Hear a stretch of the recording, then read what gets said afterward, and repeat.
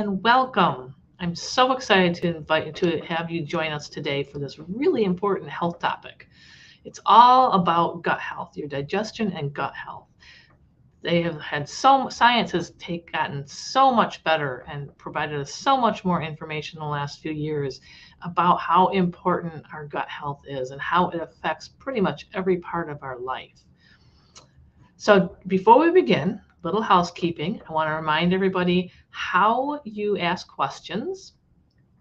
You get to, they're out on YouTube and Facebook. Use the comment section to ask any questions that you have during the presentation, and we will answer them at the end. All right, and if you like this presentation, if you want to rewatch it afterwards, or if you want to take a look and see what else we have upcoming or what we have just had in the recent past, you can go to the AARP Michigan website and click on the events link, and you'll be able to see everything we have coming up in our recent past. I'm Karen Capenteris, Associate State Director for AARP here in Michigan, and I am excited to introduce you to our speaker today. Our presenter is Dr. David Pauset. He's the founder of the Center for Optimal Health in East Lansing, Michigan. He's a graduate of Michigan State University's College of Osteopathic Medicine and is certified in anti-aging and regenerative medicine by the American Academy of Anti-Aging Medicine. He has completed an extensive fellowship in anti-aging and functional medicine, being trained by some of the world's foremost authorities in the field of natural hormone replacement and anti-aging medicine, combined with his 13 years of emergency medicine experience, has brought him a unique skill in natural hormone therapy, disease prevention, and treatment. This highly specialized field focuses on an integrative approach to the treatment of chronic illnesses and the pathways to wellness. With the advent of the Center for Optimal Health in East Lansing in 2006, Dr. David Pauset has adopted the practice of treating patients through an integration of conventional medicine with scientifically sound alternative medicine.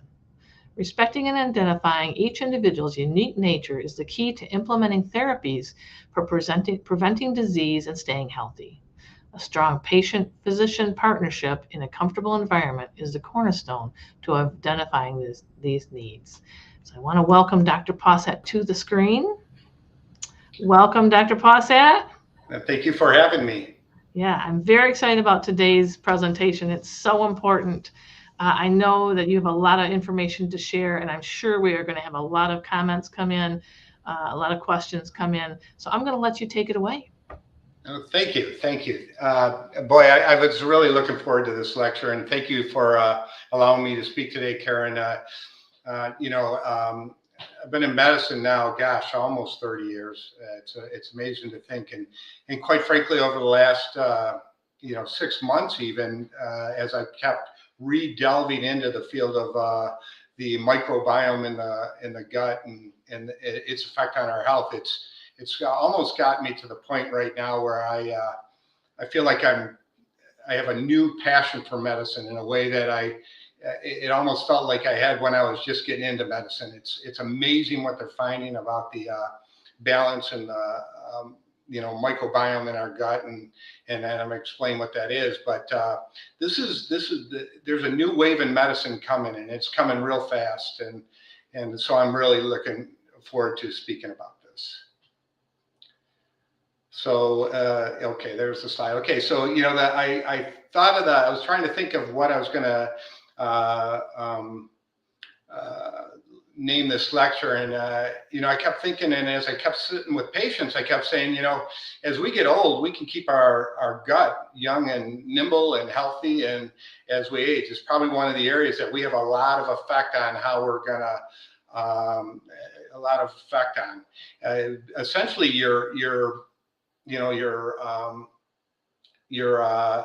bacterial balance in your bowels actually are very affected by how we eat. So as we get older, we actually have the opportunity to keep our guts healthy and young as we get older, and that's the concept of this this lecture is how do we do that, and what is the implications of doing it, both good and bad. Next slide, please. So first we have to understand where this microbiome it is and stuff like that. And as I kept trying to describe to my patients and to people what the gut really is, I came up with this analogy of the an aquarium, and all of us have been in or seen these aquariums where there's the glass or the plexiglass that it's like a tunnel through the aquarium. And if you really think about it, that's really what our bowels are. Our bowels are like a tube that runs through our body, just like this tube runs through the aquarium. It's not inside the water, it's actually a tube running through the water. And if you really think about it, pretend this is the bowels as opposed to this aquarium. All this environment that's sitting outside that wall of water, all that water out there is actually that environment is actually affected by what's going through that tube. That's what happens in our bowels. So let me give you something to imagine. Could you imagine if like there were little ports where you could put nutrients into the water from these ports going through this tube? Or quite frankly, if you sat there and pounded on the sides of this tube, you would affect the environment inside that tube. That's what happens with our bowels. Imagine like it being a busy street in New York where there's people all over the place moving everywhere, and they're running into each other and interacting. That's what's going on in our bowels. We literally have teeming bacteria inside our bowels, like inside this tube. The bacteria is not as much outside the tube, it's actually inside the tube. The health and the vitality of those bacteria in that tube has a huge effect on how healthy we are. And the beauty as we go through this, the beauty of this is if we keep all that the nutrients in that tube and all those bacteria and microbes and everything in that tube super healthy, it actually helps the body heal. And I'll connect the two as we go forward. But imagine this just being teeming with bacteria right in your bowels. Go ahead, next slide. So what is the microbiome? Well, the microbiome is basically, what that means is it's the bacteria, and it's the bacteria that is in a certain area in your body. It's amazing. We have about 1 trillion cells in our body, but we have trillions and trillions and trillions more microbes in our body. You know, it's kind of funny. We have microbes everywhere. We have microbes in our ears and our hair and everywhere, every part of our body, our eyelashes, every part of our body has a microbe. And they actually are many microbes. Millions and millions of microbes sit right on your thumb. I mean, it's amazing how dense our body is filled with microbes, bacteria, fungi, parasites, viruses. All these are all over our bodies everywhere. We always knew this and we always believed in this, but we didn't really realize how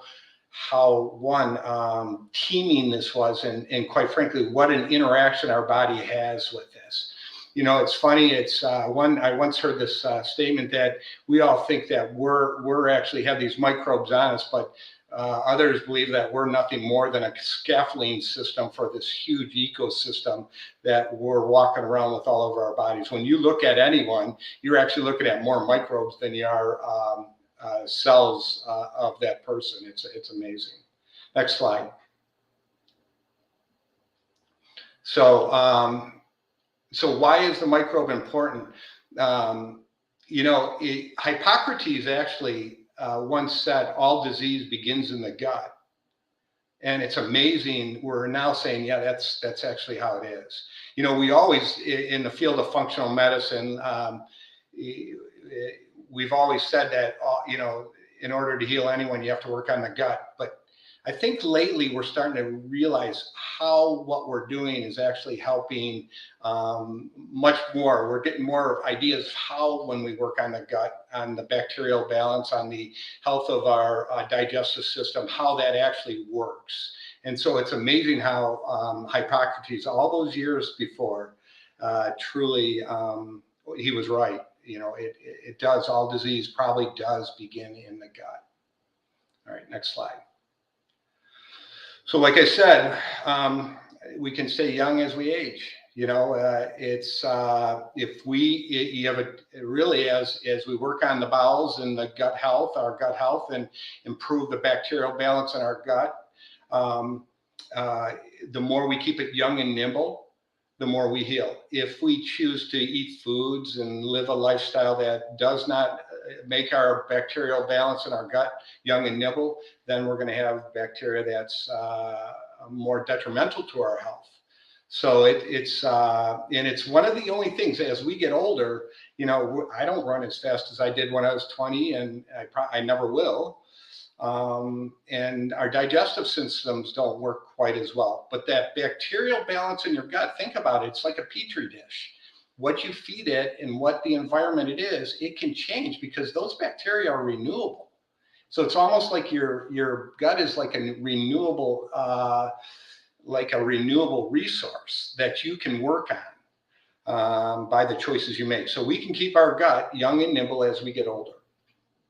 Next slide. So evolution, it's really been fascinating to see how there's been all kinds of research done on what the Paleolithics ate, what hunter and gatherers ate, what our indigenous people in the United States ate, and everything. And they've actually been able to find in like caves where it was dry, they'd find feces, they'd find stool from those caves and areas. And they've been able to now use DNA sequencing. And what it is they basically can look for the DNA to see what type of bacteria were in the stools of hunter-gatherers and Paleolithics and everything. And they found actually that we have way more diverse, like a much more diverse set of bacteria in our bowels, just very, very much more diverse than we do nowadays. And they even found some species that we don't even have in our bowels anymore. And they also believe that hunter-gatherers, they actually have some hunter-gatherers, I think in Africa, they've studied their stools, and they found that their microbial balance and diversity would change with every season because their diets would change. And they also found that hunter-gatherers and those from the Paleolithic days ate about 100 grams of fiber a day, up to 100 grams. Of course, it depended on what season it was, right? But they ate about 100 grams a day. And we eat about 12 to 15 grams, probably less than that, quite frankly. Sometimes when I ask people what they're eating, they eat much less than even probably 15 grams. So we're eating way less fiber than we did before. Diversity is huge too. The diversity of the bacteria in our bowels is very much associated with how healthy we are. If you really think about when you look back at it, when we were like just hunter gatherers, we had two basic food groups. We had one is we had complex fibers we would eat, and we would eat lean meats. If you're gathering food and just looking for food, you basically were looking for any way to get quick energy without expending a lot of energy. Quick energy without expending a lot of energy. So you spent a lot of time looking at roots and leaves and shoots and mushrooms, and you'd gather as much as you could, and you'd eat a ton of this to get some energy. And one of the things you happened to get a lot of was a ton of fiber. Now, every once in a while, we'd kill an animal. But really, if you think about it, when you kill an animal, there's a couple things that happen. One is it expends a lot more energy usually to find an animal to kill if you're, just out there hunting. And also a lot of the food, the animals you would probably eat were very lean, like a squirrel or a rabbit or something like that is very lean meat. So we didn't really get a lot of dense fats. I was even thinking about this one day, just sitting there, and I thought, we probably didn't even get dense animal or vegetable fats. We probably, we weren't out there pressing olives into olive oil where we get 2 or 3 big teaspoons of olive oil, and we probably didn't even get that, right? We just were gathering nuts and berries and stuff like that. And so we didn't even get concentrated vegetable oils such as olive oil. We probably got a little bit of oil in everything we ate. So it was really the two things we ate were lean meats and complex carbohydrates that broke down, took a little bit more. They were very fibrous and they broke down slowly. The way we eat nowadays is we eat sugars and carbohydrates that break down immediately in our bloodstream. And they, like a piece of bread, well, if you put it in your mouth and you hold it there, remember the little trick when we were younger? They'd say put a cracker on your tongue and let it sit there, and it'll turn sugary. It'll taste sugary. That's because it's not a complex. It doesn't have a lot of fiber, so it breaks down into sugar immediately. We didn't eat that kind of stuff. Every once in a while, of course, we'd find a beehive, and then we'd have a whole bunch of honey, but that was not very often. Okay, so that's when I sit and I think about even how I eat. I try to think of how am I eating? Am I eating how I was genetically designed, or am I eating now this industrial way we are now? Next slide. So I wanted to spend a little more time today, even spending on how you do this and what are some of the ways to start to improve what's going on in your gut.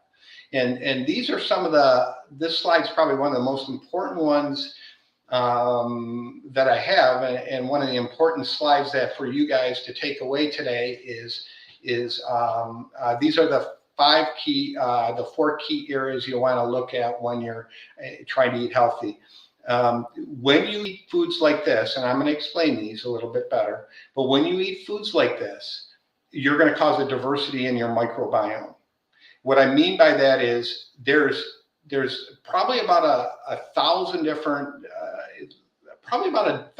they're still trying to figure this out, between 400,000 different species in our bowels. And if you're eating certain foods and you're eating the same foods over and over, you actually will start to develop an imbalance or a lack of diversity in the bowels. And the diversity is one of the keys to your microbiome. And I'm going to explain that in a minute. But when we talk about this, the key I want you to remember when I talk about this slide is about diversity, okay? The first one is fiber. Fiber, there's two types of fiber. There's soluble and insoluble fibers, okay? And the soluble fibers are the ones that turn mushy in water.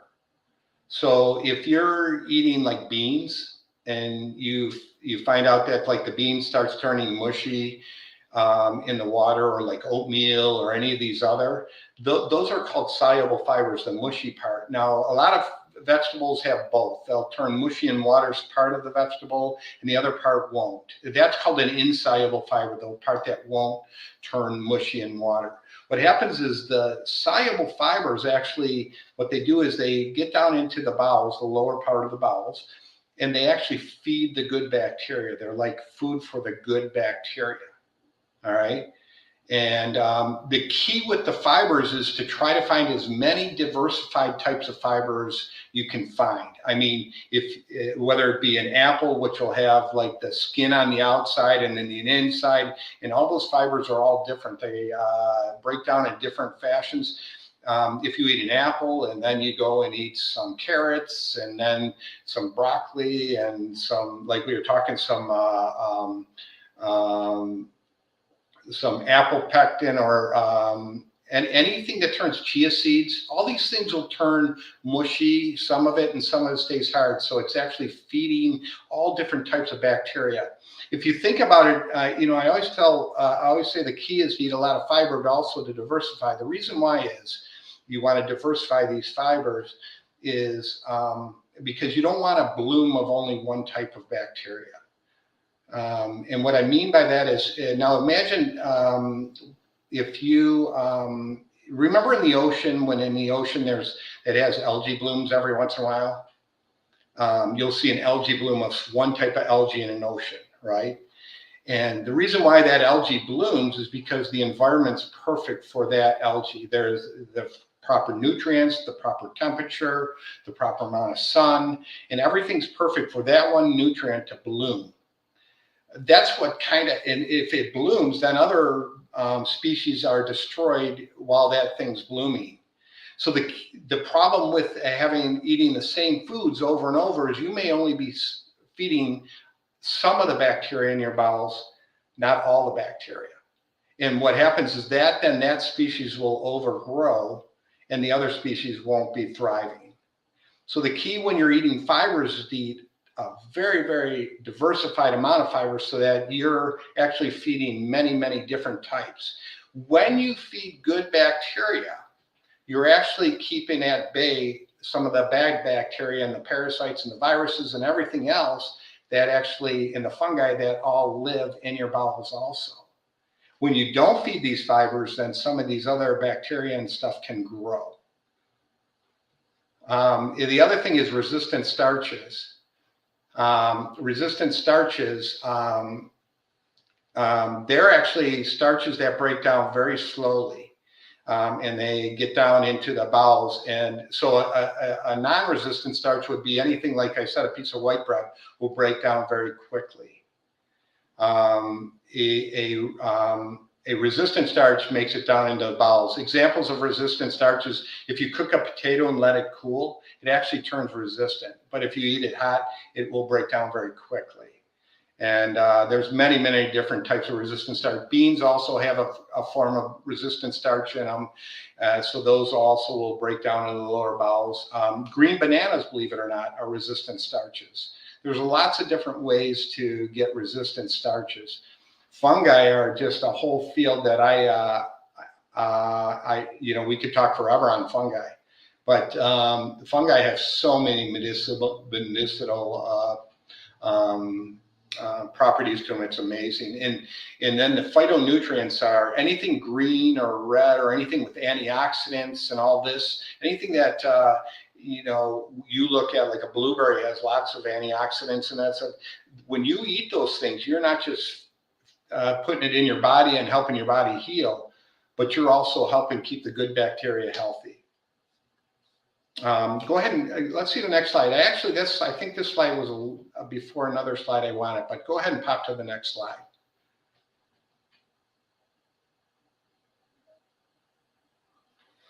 Okay, poll. The apple contains, what part of the apple contains the most abundant amount of the microbiome? Oh, gosh, I love it. So let's see this again. So we got our poll results that were taken. And the apple contains, what part of the apple contains? 3% said the stem, the seed, 6% said the seed, pulp 9%, and the peel was 82%. Oh, I'm so glad I did this one because I was looking at this. This is too fun. It turns out that the seed and the core is where the most abundant part of the microbiome is, believe it or not. The core. The core is where most of the microbiome, where the seeds are. It turns out the outside, the peel is actually one of the lowest area, one of the moderate areas, and the stem has more than that, but the pulp doesn't have that much. So it's really fascinating. When you look at an apple, when you look at an apple, an apple has about 100 million bacteria, microbes on it. 100 million microbes on it. If you think about it, New York City has about 12 million people, roughly. 8 million. 8 million people. New York has about 8 million people. So there's about 12, consistent with about 12 New York City populations in one apple.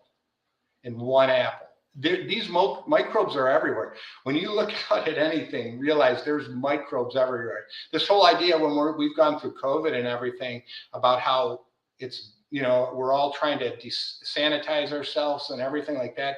I'm not convinced that this is going to be the best thing for our long-term health to try to sterilize our bodies. Don't get me wrong, COVID's real, and I've cared for many patients, but we have to also look at what optimizes our body's health when you're looking at this. Okay. Okay. So, I think that this slide was, so the next slide I have, this next slide is what diseases are associated with the microbiome. When we have imbalances in our bacterial balance, if we have way too many bacteria that aren't as good for our health, and we have not enough of the good bacteria, and we have less diversity in the bacteria, then we end up having some dysbiosis, it's called. Dysbiosis is an imbalance in the your bacterial balance. It's amazing how all these diseases, obesity, diabetes, aging, metabolic syndrome, that is, our inability to process sugars and fats and stuff, heart disease, Alzheimer's, multiple sclerosis, cancer, hypertension, all kinds of allergies, autoimmune diseases, liver disease. These are all associated. Even obesity is associated with an imbalance in our microbiome. So when you think about it, when you remember, I'm going to go back to that tube. Now think of this. Remember that tube I showed you, the aquarium tube, and you have all these bacteria in there. And we talked about how if you feed it really good things, you have a really diverse balance of bacteria in your bowels. Okay. Now, if there's an imbalance, what happens is the immune system gets the immune system, thank you for putting that back up. So the immune system actually gets hyper alerted when the bacterial balance gets imbalanced. Now see the tube there, look at the tube. And now I want you to think about how around that tube, imagine on the outside of that tube, the immune system, 70% of your immune system in your whole body is wrapped around your bowels. It's literally sitting on the outside right there, looking in at the bowels to see how healthy your bowels are. And we're finding that immune system, that 70%, if that immune system is in hyper alert because there's imbalances in your gut, it's going to go into overdrive. And if it goes into overdrive, it actually gets excited and alerted, and even alerts your brain that you're in danger because it's constantly looking at danger within the tube, in the bowels. And what we're finding is that if the immune system's in hyper alert for a long period of time, it starts to act dysfunctional. And that's where we're getting a lot of our autoimmunities. All these diseases that I just showed you, all these diseases, they found a connection with microbial imbalances in the gut. It's amazing if you really dig deep into this field. That's why I've had so much passion lately about this field. They're finding that the immune system sits there, and there's certain cells within the immune system, and they're almost sitting there sampling the bacteria constantly, fingerprinting them, making sure they know what they're doing, how they're doing it. And there's even nerve cells that sit in there and check out the environment and send messages to our brain to tell us that we're safe or not safe. Even on this, I see they don't even have anxiety and depression. There's research that anxiety and depression has a huge connection to this bacterial balance in the gut. So, I mean, I could probably add another 20 or 30 things on this as I've been going down this path, because they're coming every day. The reason why they're starting to learn such connections is they're starting to be able to take and just do DNA sampling of all the bacteria, and they're finding better methods of studying this. And by doing that, they're almost like thumbprinting a certain microbial imbalance or balance to a certain disease. It's becoming easier to do this. And so now everyone's waking up. Oh my gosh, Hippocrates was right. There is an imbalance. Now, so we went back and we kind of briefly touched on all the different types of food you can eat to kind of get the things in balance. One of the things about that is when you're eating those kind of foods, you're actually making that bacterial not only diverse, but it's young and nimble, and it's looking for ways to improve the health of the environment and all that. But if you're eating more like just heavy meats all day long, it's almost like you're eating a ton of dead material that's kind of basically putrefying through your body. and you know, and that's so there's a big choice we have to make when we eat. One of the things and one of the rules I always say is you want to eat about 80% fiber and about 20% meat. That's the balance I like to use. And you know, but in the more you eat the fiber, the more you're gonna, of course, not want the meat. That's kind of one of the keys. Go ahead, next slide.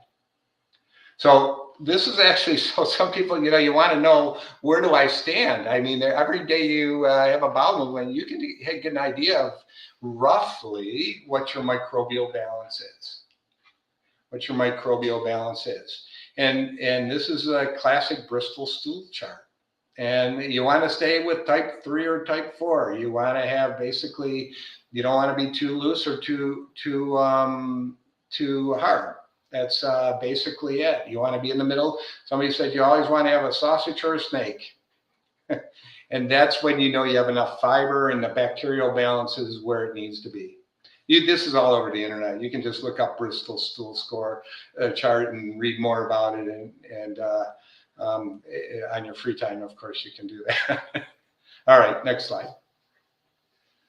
Okay, and we got to went into that. You can go on the next, young and healthy as we age. That's what we're trying to do. And we talked about the evolution. I think that we doubled up on the slides. That's what happened. All right, so let's now talk a little bit about some of the things that affect that microbiome. So the question here is, what may be the most consequential event that determines a person's long-term health? And let some people think about it and go ahead to the next slide. Your birth and your first few years of life, really. So the deal here is when we're in utero, when we're still in the uterus, we don't have many bacteria at all in our gut. When we come through the vaginal canal, when a baby comes through the vaginal canal, normally the baby will turn its head towards the mother's tush and be inoculated with the mother's microbiome right there through the birth. And that's the first exposure it has to the bacteria. So the mom's diet, I love when mothers come who are pregnant to see me before they, early on, because we can work on their diet so that when the baby that comes through the vaginal canal is inoculated, we know that we've at least balanced the microbiome. I mean, you can make a case. I actually do a test where you can do DNA sampling of the stool to see what somebody's microbiome makeup is. So you can literally, I was just thinking of this, you could actually get an idea of where they're at and work on things a year before conception or something and get things in a really good place before delivery. The other really important thing is breastfeeding. Breastfed babies have a much more diverse microbiome than those that are bottle fed.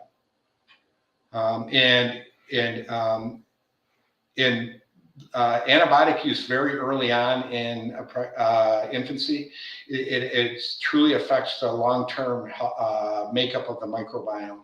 And then, of course, very stressful environment is also a big issue very early on. Now, here's the deal: is many of us were breastfed, even as we think about it, or we had kids and we're bottle fed, and we may have bottle fed our children, and maybe they were C-section and all this, and this is not meant to make anyone feel guilty about what had happened in the past. It's really just to get an idea of what really we should be looking at is very important for the health and happiness of children going forward.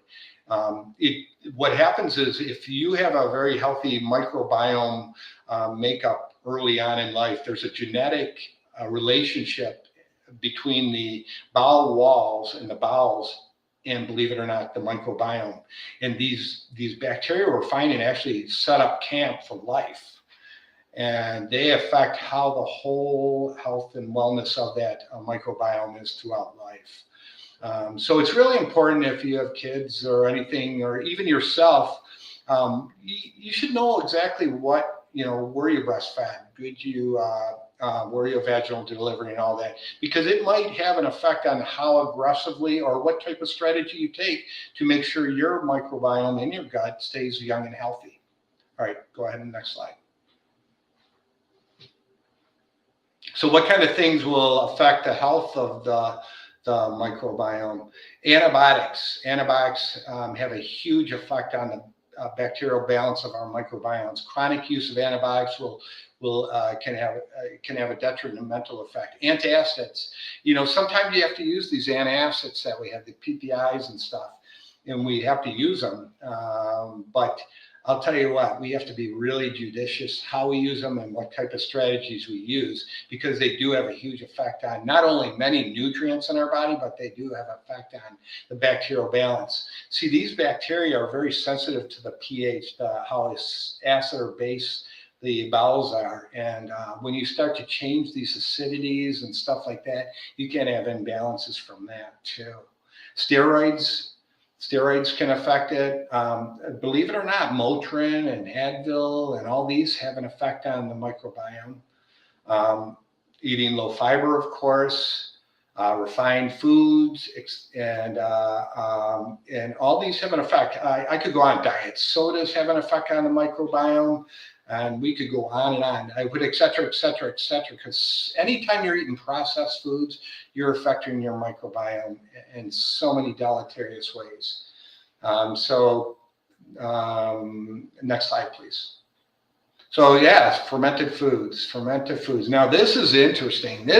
I think this has been one of the most exciting things I've been kind of, even personally in my own life, been looking at is fermented foods. They've done studies, because I'm sure somebody's wondering about probiotics. They've done studies on probiotics and studies with probiotics versus fermented foods versus fiber and all that. And they found that fermented foods may be one of the most powerful ways to start to rebalance our bacterial balance in our gut. And if you start to learn about fermenting foods and stuff, just doing them on your own, it's not very hard to do. I mean, salt water and the ferments, and you just have to use certain precautions on how you do things. But fermenting foods and getting used to them, just slowly working your way in, you'll start to almost crave them.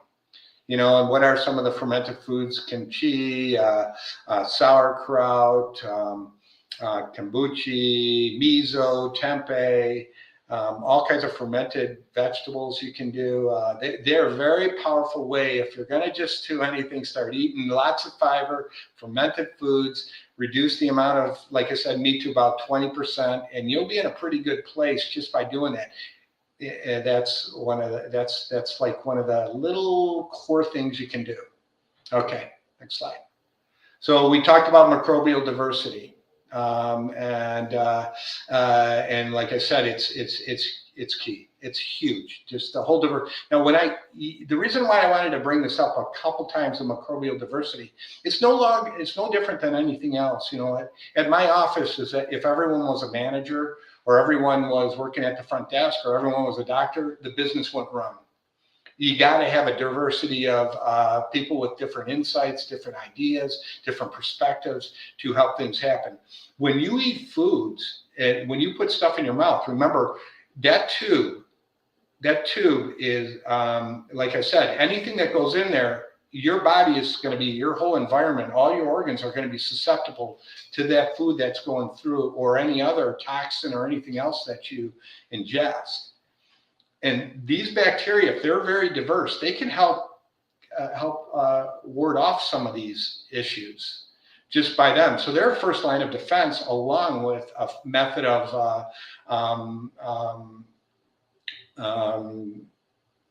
keeping the immune system in check. Okay, next slide. All right, pets. The one on the top there is Gibby, and these are my dogs. The one on the top is Gibby, and the one on the bottom is Lincoln. Lincoln's 5 years old, and Gibby's 1.5 now, and they are just two numbskulls. They found that those with pets have a much more diverse microbiome for all the obvious reasons. Every time your dog goes out in the dirt and everything, he's microbes are getting all over his. And so we used to think dogs, you got to keep your dogs clean and all, which don't get me wrong. We probably bathe our dogs way too much. But pets have always been shown, it's not just dogs, cats, and other animals, will help diversify your microbiome. That's what they found. Next. It would be difficult. This is another question. It would be difficult for me to make these changes because food is my friend, too busy, not enough time, eating healthy is too expensive. It wouldn't be, I can't wait to start making changes. So go ahead and please respond to the poll, and we'll see in a couple minutes what we find. All right. Next slide. All right, so now, it's interesting. It would remiss me to, now that we've gave you a little taste of the absolute healing powers of having a healthy, diverse microbiome, it always has been very curious, not only how I respond and how sometimes I'm resistant to these changes, but also how some people who really do understand and believe in what we're talking about, but they never make a change. And actually, Tammy was talking, and she was talking to someone else, and they were talking about why it's hard to make changes. And this person said to her, she said, our known misery is more comfortable than our unknown possible happiness. I thought this was a super powerful, powerful statement. Our known misery is more comfortable than our unknown possible happiness. We all do this. We all find a rhythm. We all feel, and you know what, I've actually brought this up to many patients. And it's interesting to think how people have responded to this thought. But it's so powerful. It's almost like we get comfortable with our misery, where we're at. And we're almost getting a habit of that uncomfort. And we're afraid that by making these changes, we don't know if it's really going to make us that much happy. I can tell you, if you take on this unknown possible happiness by working on your microbiome, you'd be amazed. Okay. And I think what happens is we all have internal temper tantrums. I think when we don't like making the changes because we like what we like, and that's why I put that in there. Go ahead, next slide. So it comes down to eat fruits and vegetables, nuts and berries, lots of fiber, and fermented foods, everything we talked about, and you flourish or you wither. That's really your choice. Come on, next slide. So how do you believe? One is, it's very important you go slow. If you have not been eating a lot of fiber, you want to go very, very slow with this stuff. Go very slow, because your body, some people say, I got constipated, I became bloated from eating these foods, I can't eat the fiber because it makes me constipated. I told them it's not the fiber causing you to be constipated. What it is your bacterial changes haven't happened enough where it can eat up the fiber.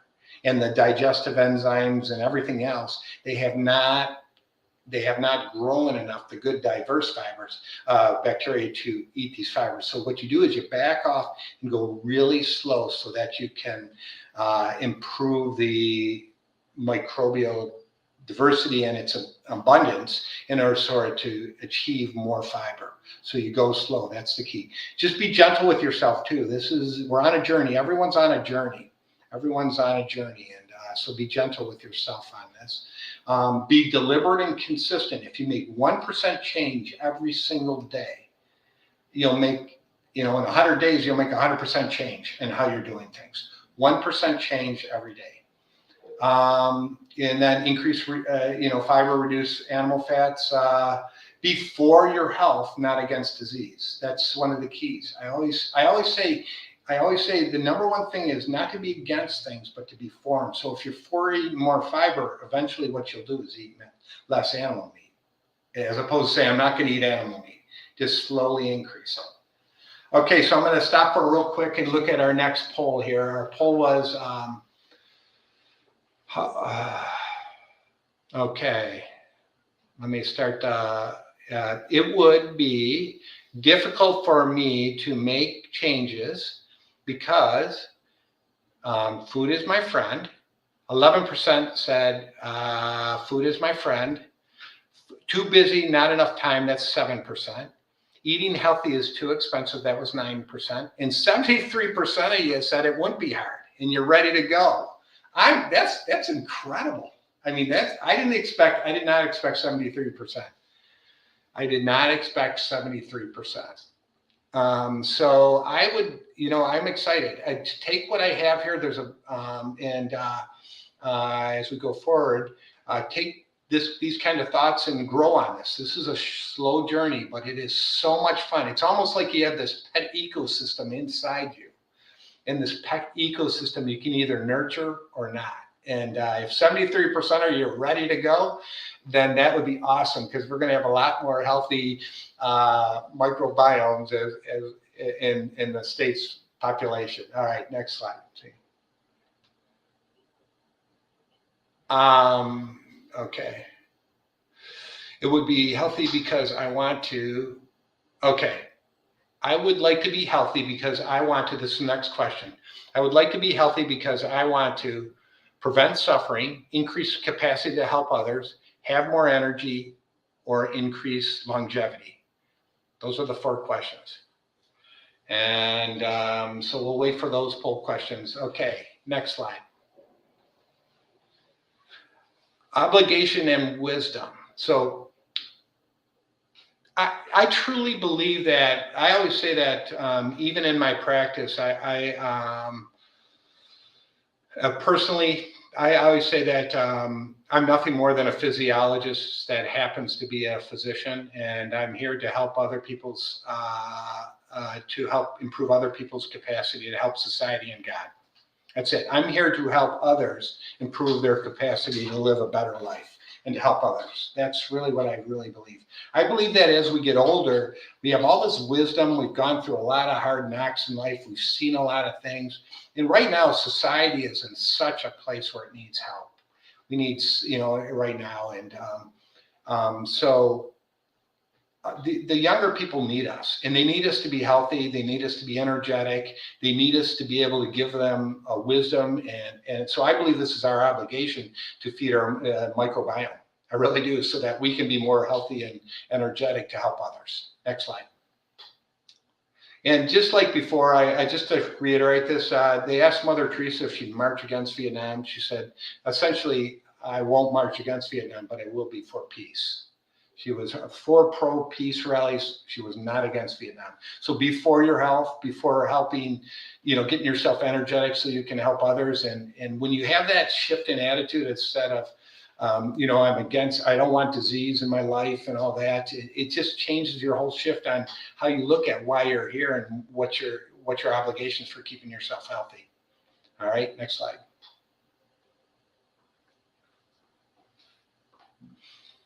Well, thank you. It's been this has been a lot of fun for me, and I hope everyone got some ideas. I mean, I could talk for hours on this subject. It's hard to do it in 45 minutes, but certainly I'm ready for questions. And so Karen, I think it's your right. All right, perfect. I cannot hear you, Karen. You'd think after 2 years you'd be used to muting yourself. Sorry about that. Lot of great information. Here's your poll question answers here. People want to increase capacity to help others, have more energy. 40% want more energy. 38% want increased longevity. Those are great things. I think they said like 3% wanted to help others. 19% want to change because they want to prevent suffering. So, but I was really thrilled to see that 73% are ready to make a change. That was exciting. And there is an appetite for more, some more information. One person asked if there is a list, like a summary sheet of what kind of changes they should make. I know we didn't put anything like that together, But maybe we could put something like that together and maybe send it to people. So we could talk about it. Yeah, we could see what we could put together. Sure. Okay. Okay. All right. So lots of questions. Where to start? So I guess let's start with, you didn't really talk a lot about probiotics or prebiotics. Oh. And I am spurred to ask that question by someone asking about whether Activa is a sufficient probiotic. I think I know what that answer is going to be, but you can kind of answer that and maybe talk a little bit more about probiotics and prebiotics. It's funny. It was probably Freudian. I didn't bring up the probiotics. Um, I use probiotics a lot in my practice, but yet I didn't have it in the lecture. How ironic. But it's almost interesting I didn't, because what we're finding with the probiotics, actually some of the research is showing that as you get older, the probiotics have more of a benefit than if you're young and you try to do this. So there may be more of a place as we get older to have probiotics. The thing with probiotics is it's only like if you have trillions and trillions of bacteria in your body, I mean in your bowels. If you take like a probiotic, it's like almost putting like a teaspoon of water in a full bathtub. It's just a little bit. What they're finding though is it may have a change in how the bacteria that are in there, how they respond. So I don't think it's just that the probiotics inoculate the bowels, but they all almost have a way of helping the others respond, and there's an interaction that happens. So there's a place for them. We're still trying to find out what the sweet spot is. Certainly higher dose probiotics in certain situations do have a place. But the key, like I was trying to keep it simple, the key is like I said, the fibers and the fermented foods and stuff, and the resistant starches. That's the key. Now the Activa, it's one type of bacteria. Or I think there's a couple in Activa. It's kind of like using a probiotic. They do work, they do help some, but it's not the key. The key is like what we've been talking. In my opinion, I mean.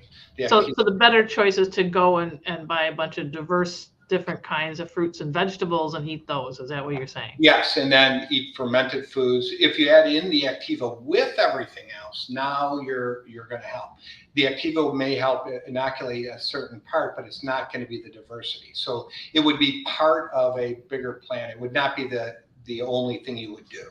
Okay. So it's not the magic pill. No, it isn't. No. I don't think it's a pill, but yeah. So the truth is there is no magic pill, right? No. It takes like personal responsibility and work to make the change and make your body healthier. Yeah. As you get older, I always say make health your hobby. If you sit there and make health the hobby, one of your hobbies, it's a lot of fun. It really is. So we have a number of questions about how diet can help certain diseases.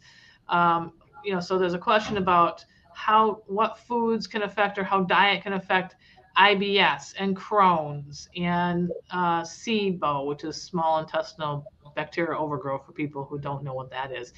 So I think, and Hashimoto's thyroiditis. So there's a lot of questions about how food can help those. You want to talk about that? Yeah, and I'm kind of glad this question came up. Again, almost every disease is associated with inflammation. Every disease, in inflammation, the immune system is part of what causes inflammation, right? So now, if you think about it, like I said, 70% of your immune system is wrapped around your gut.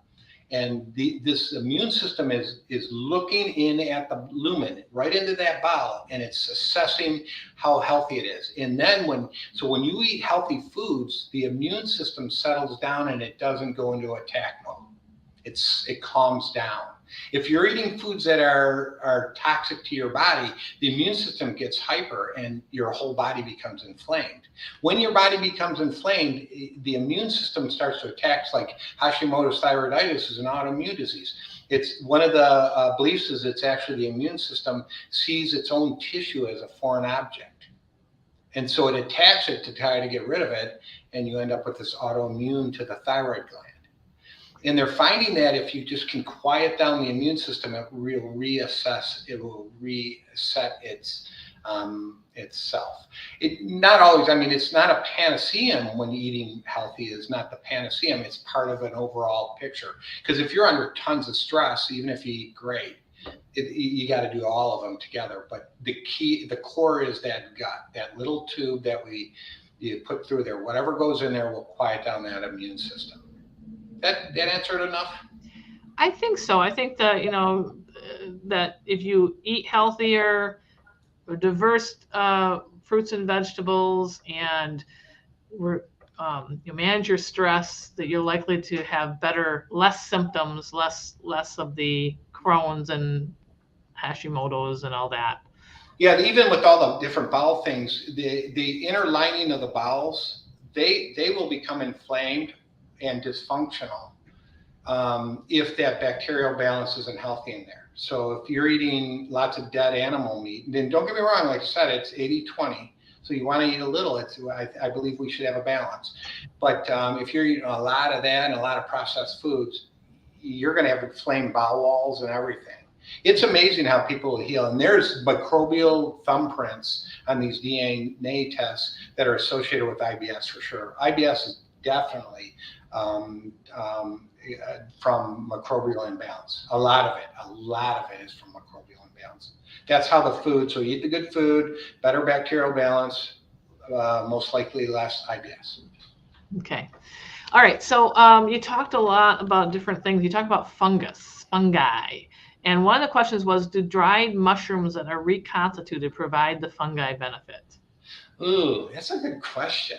So I think that the answer is yes, only because I read that fiber fueled book that you suggested, and he uses that. He uses a fungi powder that has like a bunch of different funguses in them.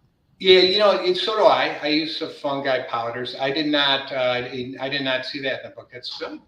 But I'm not sure. I'm not sure on that answer, but I would assume yes, like I said, because you're more working with the fibrous content. As long as the molecular structure of that fungi doesn't change, then probably most likely I would assume it would. Okay. Yeah. Okay. Yes. And there were a couple of questions about any suggested reading. So any books you want to suggest for people? Yeah, I think in order to keep it real simple, I really do like this book, Fiber Fueled, by a guy named Will Bolshewitz. Fiber Fueled. He's a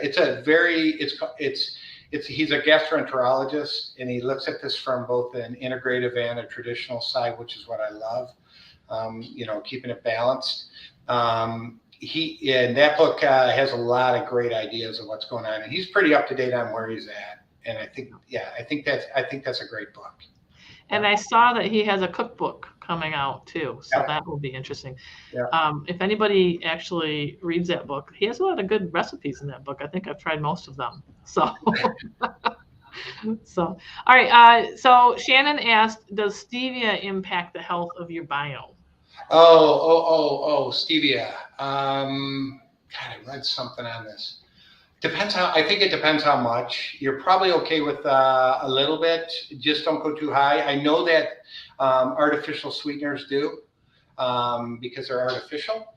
But stevia is one of those things there's always a lot of controversy about with people. So I would say probably it's okay as long as you're not using too much. So talk a little bit about the artificial sweeteners and how those negatively impact your gut. Well, there's some studies show that the diversity of the bacteria will change. Remember, when you put an artificial sweetener in there, you're actually putting something that is tricking the body into thinking like there's you're putting something in the body, tricking it like it has energy when it doesn't, because it's calorie free. So it changes the metabolism, our metabolism. And they've actually definitely found that it changes the metabolism, our general metabolism. High amounts of artificial sweetener consumption has been associated with weight gain. Weight gain is also associated with microbial imbalance. There's actually certain bacteria that that are super low, called Akkermansia mucinophilia. It's actually associated with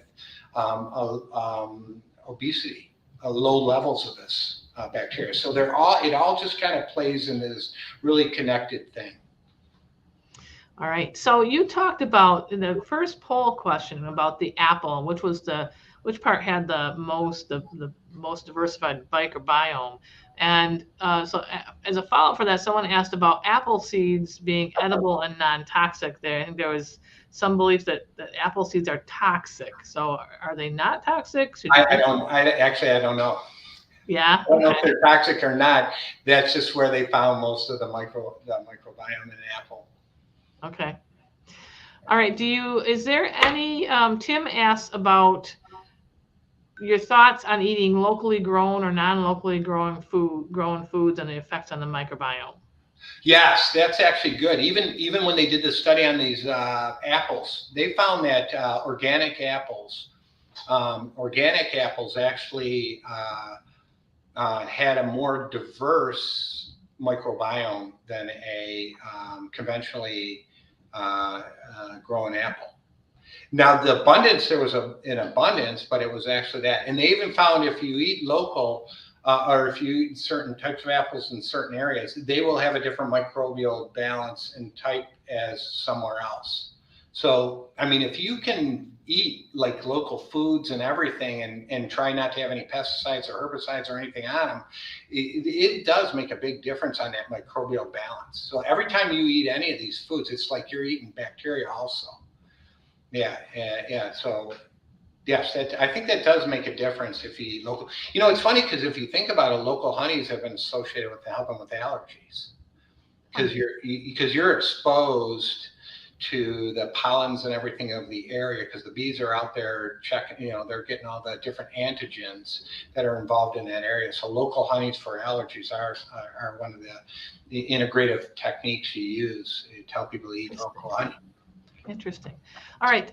Judy had a question about, she's been trying to eat more plant-based and she's found she needs to add vitamin B because of the lower intake of protein and wants to know how much. What's too much? Well, that's a hard question. That's a little specific. You know, so first of all, you know, bacteria actually produce B vitamins. So when you're eating that, what I'll do is if somebody's healthy and they wanted to stay purely plant-based, I often tell them take a B complex a few times a week. That's it. Just a B complex a few times a week and they're probably fine. If they're a super healthy person and they don't have any other issues. And that's enough to know because all these foods are everything's over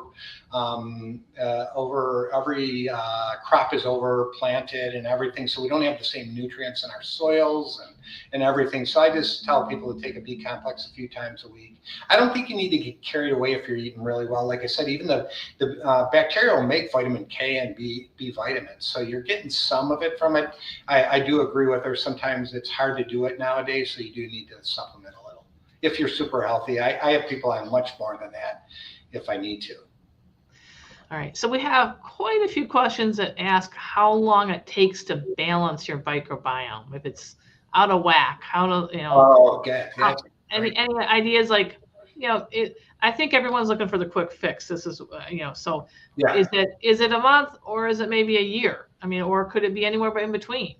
I think you're always, first of all, you're always balancing it. You're always balancing it because you're changing your nutritional ways. So the answer is, like I said, when I actually want to know what what they ate when they were young and everything, just find out what their core microbiome is and find out what their symptoms are. Some people I found literally will change within a few months. They're in a much better place in a few months. Others, they're always working on it because of that core balance in their gut. And so I think it's a matter of who you are and where you're at. But I think almost everyone can see an improvement if they keep working at it. That's the key. So I believe that it's every day you're rebalancing your microbiome. That's what you got to look at. This is a lifelong journey, just like taking a breath. It's no different than breathing. How we feed the microbiome is a daily thing. And that's the way I would look at it, as opposed to once I get to a certain place, I'm fixed. It's going to be constant every day. Some days you're going to feel better about it, and other days, even in that fiber field, he alludes to that concept too. That you're right. He's always looking at his and trying to see if he's got it there. Does that make sense? Yep. Yep. Okay. All right. So one thing you didn't touch on was dairy. So a couple of questions. Is how does dairy affect your gut, your microbiome? Yeah. Okay. So fermented foods such as cheese and yogurt and stuff are interesting. I'm kind of in the middle on them.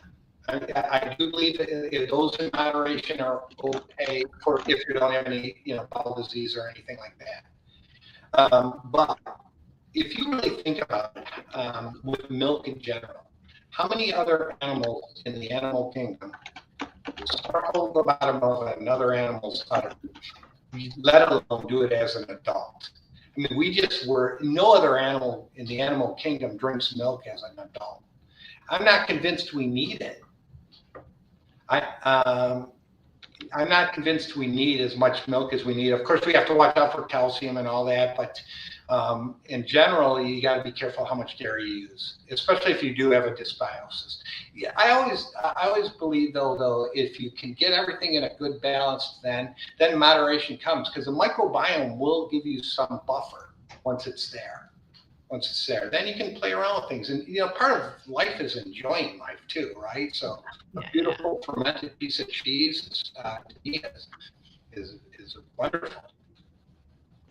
All right. So Susan asked about Metamucil type products and whether they help improve your gut biome. I think in moderation is the key. Again, and if you don't have any gluten intolerances or allergies or anything like that. Because remember, it's kind of like an algae bloom. Remember, I said you can have the ocean bloom, algae will bloom if the environment's all perfect and you're feeding it the same thing over and over. If you feed just one single fiber, one type of fiber, prebiotic, right?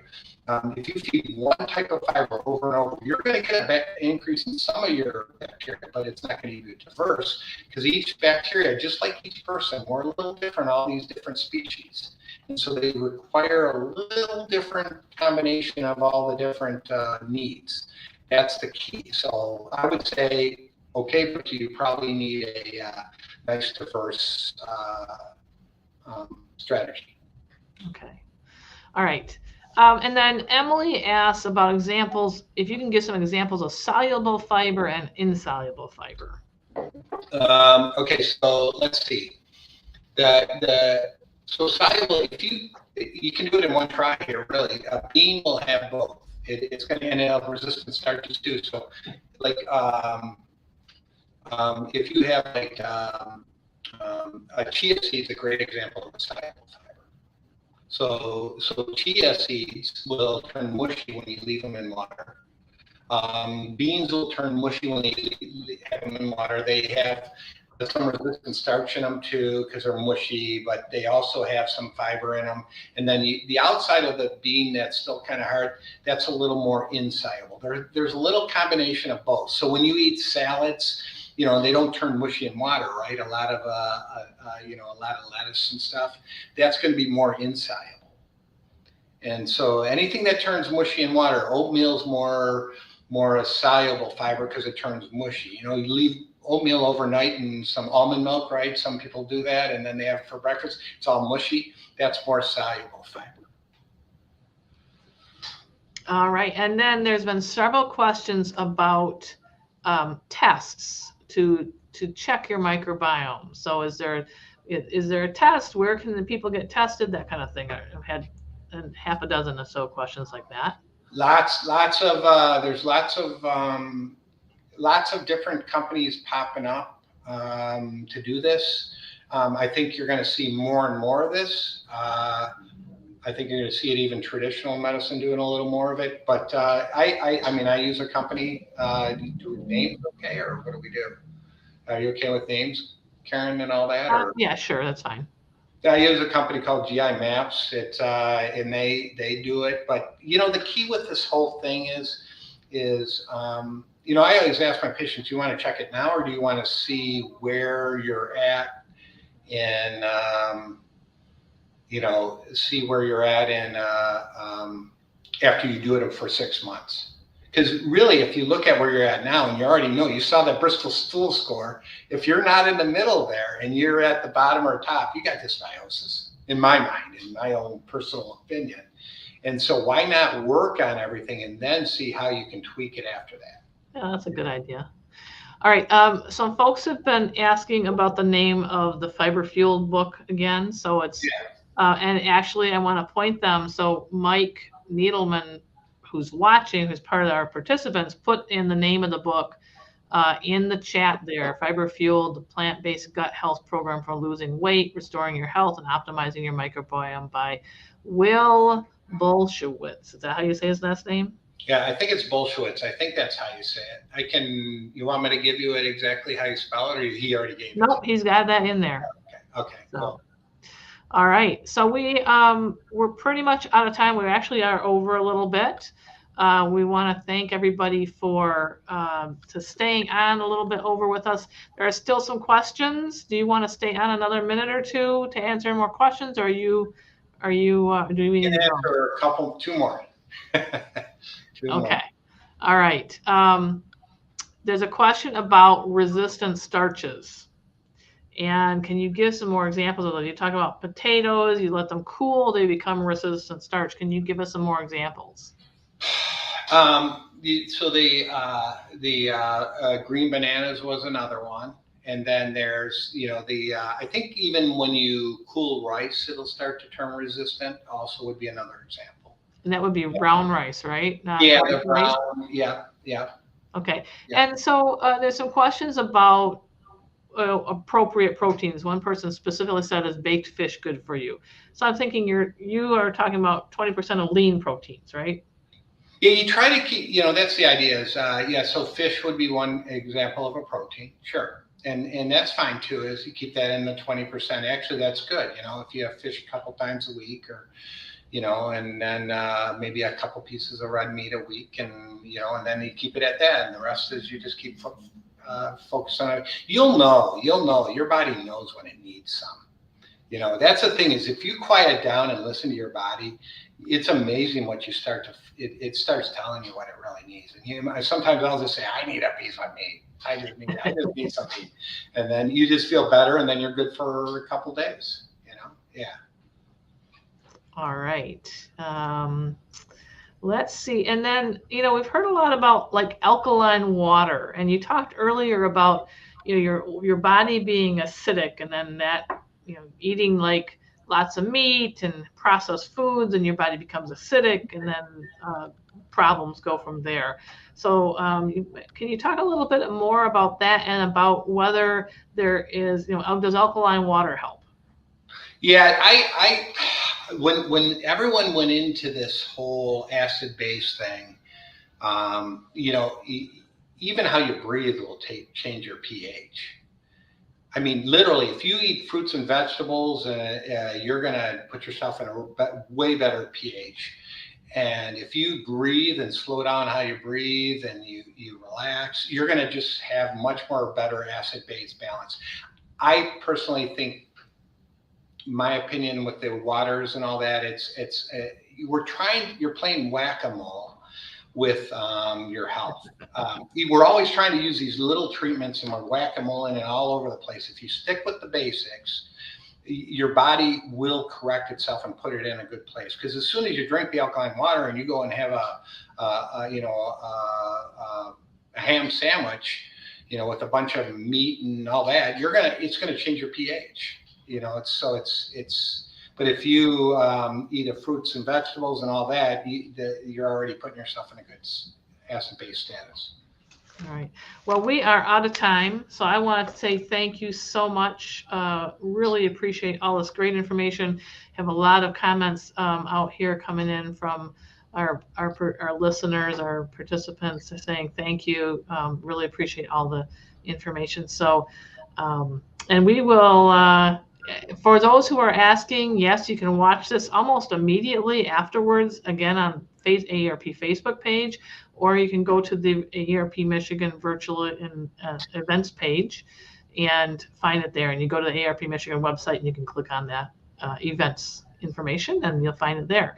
So thank you, Dr. Possat, very much appreciated. And I know that this is a lot of new information for a lot of people. So, but you're helping people become healthier. So thank you. You're welcome. Thanks for having me. Thanks, everybody. Have a great day.